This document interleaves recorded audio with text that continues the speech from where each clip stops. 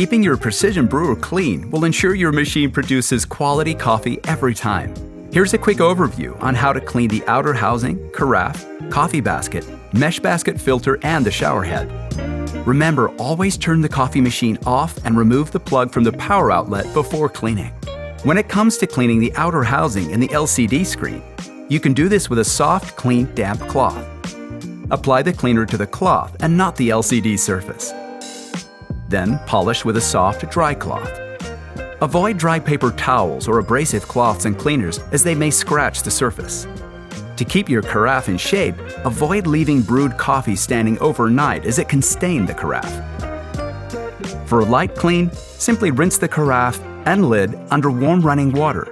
For a deeper clean, we recommend regularly washing the carafe in warm soapy water using a soft bristled brush. When cleaning the coffee basket and mesh basket filter, be mindful that they may still be very hot after brewing.